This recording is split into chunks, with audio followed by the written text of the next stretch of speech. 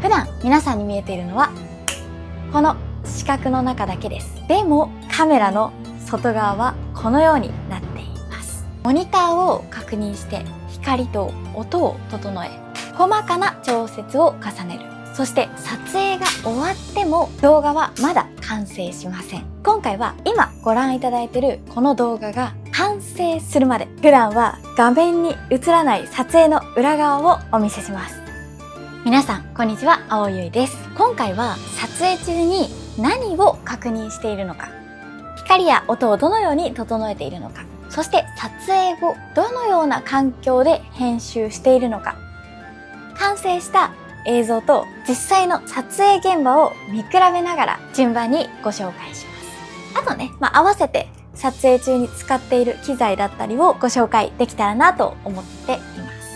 まずね、撮影中に確認しているのがこちらのモニターです。ここでは構図の余白、ピント、明るさ、録画状態、そして撮影しているものがきちんと見えているか、それらを確認しています。ほんと撮り終わってから構図やちょっとしたピントのズレに気づくと、その部分を撮り直す必要があります。特に一人で撮影していると、カメラの小さな画面だけで全てを確認するのは難しいので、このモニターを使っています。実はね、YouTube 始めたばっかりの頃はよくね、どこ見て話してるんですかみたいなことをコメントでもらうことがあって、やっぱりね、当時は構図とか録画状態っていうのがすごく気になって、このカメラではなくこっちのモニターをチラチラね、確認しながら話していたので、若干ね、カメラに視線が向いてなかったっていうようなね、そんな思い出があります。現在はね、だいぶ撮影にも慣れてきて、基本的にはこのカメラだけ見ながら話せるようになってきました。そして映像の印象を大きく変えるのが照明です。普段の部屋の明かりだけだとこのような見え方になります。なのでここからライトを一つずつ加えていきます。まずこの後ろの青いライト、そしてこのリングライト、最後に部屋の明かりをつけます。そうするとね、このような仕上がりになって、単純に全体を明るくするというより、画面のどこを見てほしいのかを光で整理していく感覚に近いです。顔の見え方だけではなくて、背景との距離感や撮影しているものの形や光によっても変わります。これはね、普段写真を撮る時にも共通してくることですね。そして映像と同じくらい大事なのが音です。マイクによっても全然声の聞こえ方は変わりますし、空調や衣服の擦れる音が入ることもあります。そのため撮影前に軽く録音テストをして、声の大きさや周囲の音を確認しています。例えばですけど、普段の完成動画には残さない部分ですが、今回はね、撮影現場の雰囲気がよりリアルに伝わるようにちょっとだけお見せします。でね、実際に今回撮影していくのがこちらの椅子です。でね、今回実際に撮影しているのがこちらの椅子です。でね、実際に今回撮影していくのがこちらの椅子です。こんな感じでね、言い直したりとかしながら一本の動画を作り込んでいます。私ね、普段から動画を編集しているんですけど、本編の部分だけじゃなくてオープニング部分も作っていたりします。例えばですけど、こういった映像、このような一つの短い映像ができるまでをここからちょっとお見せしたいと思います。でね、実際に今回撮影していくのがこちらの椅子です。完成動画では数秒、数十秒程度ですが、そのわずかな時間のために光の位置を変え、形や動きが最大限に伝わる角度を探しながら撮影しています。そして撮影が終わると、撮った映像をパソコンへ取り込み、バックアップを作り、使う部分を選びます。そこから映像をつなぎ、音と色を変え、字幕や今の映像を重ねていきます。写真も動画も撮った瞬間に完成するわけではありません。撮影が終わると、作業の中心はカメラの前からこのデスクへと移ります。ちなみにね、このデスクは IKEA で購入した天板にフレキジスポットの電動昇降の足を自分で取り付けて作りました。今ね、この板売ってるのかな？わかんないんですけど、結構お気に入りです。で、すぐ横には、防湿庫たちがいて、カメラやレンズたちをこの防湿庫の中で保管しています。撮影した映像を確認するときも、写真を選ぶときも、動画を編集するときも、私は基本的にこの場所で作業しています。でね、現在、ここで使っている椅子がリベルノボのオムニプロ、そしてステップシンクのフットレストです。まず最初にデスクとモニターに合わせて椅子の高さを決めます。そして、キーボードだったりパソコンを操作しやすい位置へアームレストを合わせて、最後にこのね、ヘッドレストを調節しています。はい。使い始めは実際の作業姿勢を取りながら一つ一つ自分に合う位置っていうのを探してきました。ただね、一度位置が決まってしまえば、細かな編集から完成映像の確認まで作業に合わせて姿勢を切り替えやすくなります。動画編集ではずっと同じ姿勢で編集しているように見えて、実際には細かく体を動かしています。画面の細やかな部分を確認するときは少し前より、映像の全体を確認するときには手もたれへ体を預けます。オムニプロには体の動きに合わせて椅子の各部分が連動するダイナミックサポートシステムがあります。今ね、私はレバーを一切動かしていません。パソコンの編集画面を細かく見るために前へ動き、映像全体を確認するために体を預けただけですが、それに合わせて椅子が勝手に移動してくれます。良くないですか？一つの姿勢へ体を固定するのではなく、作業中の細やかな動きについてきてくれる。実際ね、編集の作業中にこの椅子の特徴を実感できました。ちなみにね、この椅子めちゃくちゃでかい箱に入って届いたんですよ。で、最初ね、これどうさばけばいいんだ、若干ね、ちょっと不安だったんですけど、全然問題なかったんですよ。なんでかっていうと、はい、こういうね、めっちゃでかな説明書がついてくるんですよ。なので、これをね、見ながら組み立てたら本当にあっという間に組み立てられちゃいました。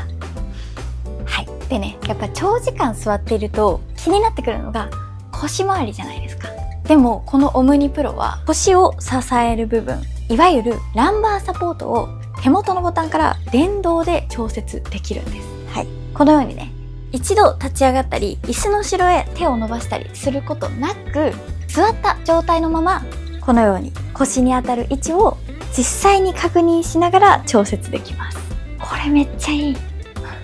強く支えればいいっていうものではないので、編集の姿勢を実際に取りながら、心地よく感じる部分へと位置を調節しています。やっぱりね、電動で動くこと自体よりも、その場でね、微調整できるっていうことが日常の中ではすごく便利になってくるポイントだなと思います。でね、撮影や編集をしている部屋では照明やパソコンっていうのを長時間使います。そのため季節によっては座面の熱だったりがこもりやすかったりしませんか？そのような時に使えるのがこのエアーモードです。風が今椅子から出てきてるんですけど、このね、エアフローモードを使うと座面内部に電動ファンが入っているので、空気の通りを良くして熱やあったかい空気を逃す仕組みとなっています。そして動画を撮る側として気になるのは、このファンの音がマイクへ入るのかっていう点ですよね。なので今からね、エアフローを切った状態と動かした状態を比べてみたいと思います。まずはオフの状態です。続いてオンです。聞き比べるとね、この程度の違いなので、私はね、さほど気にならないなという印象がありますし、私がメインとしてこの椅子を使うシーンっていうのは、やっぱり編集中なので、そこはね、全く気になりません。むしろね、座面が涼しくてめちゃくちゃ快適です。そして必要な映像をつなぎ終えたら、少し体を後ろへ預け、完成した映像を確認します。オムニプロの背もたれは5段階となっていて、起こした105度からほぼ横になる160度まで変えることができます。これが105度、これが115度、これが125度、これが135度、そして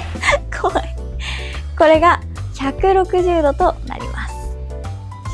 なので細やかな編集時には体を起こした状態、そして映像全体を確認するときは少し背もたれを預けた状態、作業から離れて休憩するときにはさらに背もたれを倒した状態、このように作業内容に合わせて使い分けています。姿勢を変えるたびに場所を移動するのではなく、一つのデスクの前で編集する、確認する、休む、これらを切り替えられます。でね、編集始めると区切りの良いところまで続けたくなって、気づけば長時間座り続けてしまうっていうことがあるんですね。変な話、もうそれこそ5、6時間ずっと編集し続ける時もあるし、小休憩挟んで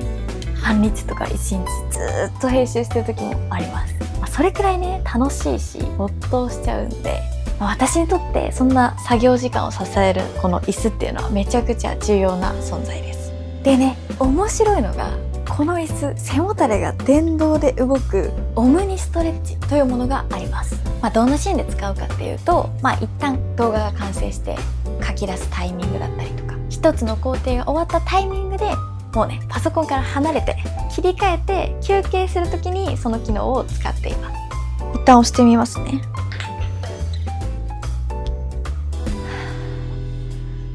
こんな感じでね、勝手に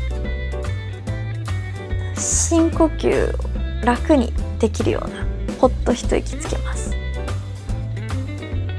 というようにね、作業を続けたままなんとなく休むんじゃなくて、一度しっかり区切りを作る。そしてその後一度ね、立ち上がって水分を取ったりして休憩します。なので、長時間座り続けるための機能というより、作業から一度離れるきっかけとして使いやすい機能だなと感じました。そして椅子を深く倒すときに組み合わせて使っているのがこのフットレストです。このフットレストには約10度の傾斜があり、深さは約7センチと12センチの2種類から選ぶことができます。通常の編集姿勢でも足を置く場所として使えますが、やっぱりね、違いが分かりやすいのはオムニプロを160度まで倒した時です。やっぱりね、椅子だけ倒すと足の置く場所に結構迷うんですよ。なんですけど、こういったフットレストがあることによって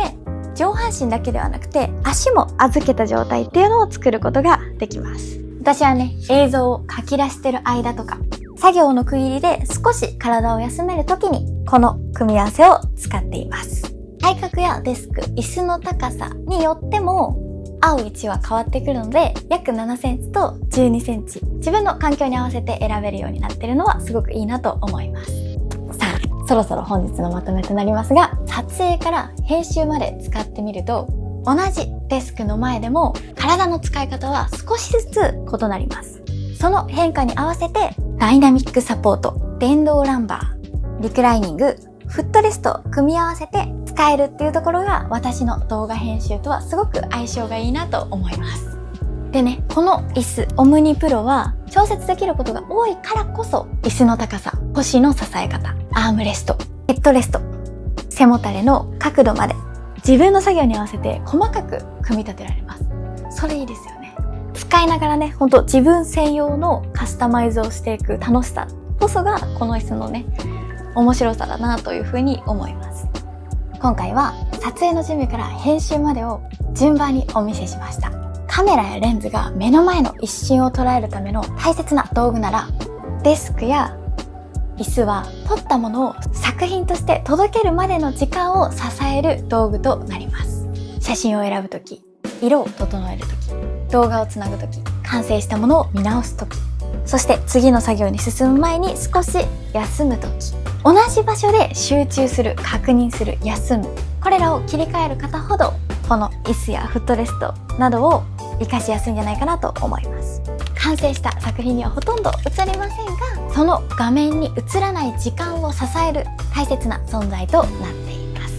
皆さんに見えている完成映像の外側にはこのような工程があります。そして完成した映像にはほとんど映らなくても、モニターも照明もマイクも椅子も一本の動画を作るために大事な制作環境となっています。ということで本日は撮影の裏側をお見せする動画となっています。いかがでしたでしょうか。最後にね、一つだけお知らせがあります。9月29日火曜日に開催されるクリエイターエッジ2026という写真映像のイベントに私も登壇します。詳しい時間や会場に関してはこちらの画像に記載してある通りです。そしてね、この椅子のメーカーリベルノボもこのイベントに協賛していて、会場にはねこの椅子も並んでいます。本当にね、こういったものっていうのは実際に触って座って動かして試した方がね一番魅力が伝わるかなと思いますので、ぜひ気になる方がいらっしゃいましたらその会場にてお試しください。あとね、入場自体は無料なんですけど事前の予約が必要みたいなので、そこはご注意ください。イベントの詳細だったりとか予約のリンクなどは YouTube の概要欄に記載してあります。ぜひお待ちしております。ということで今回の動画は普段画面に映らない撮影の裏側をご紹介しました。最後まで動画をご覧いただきありがとうございます。チャンネル登録お願いします。それではまた次の動画でお会いしましょう。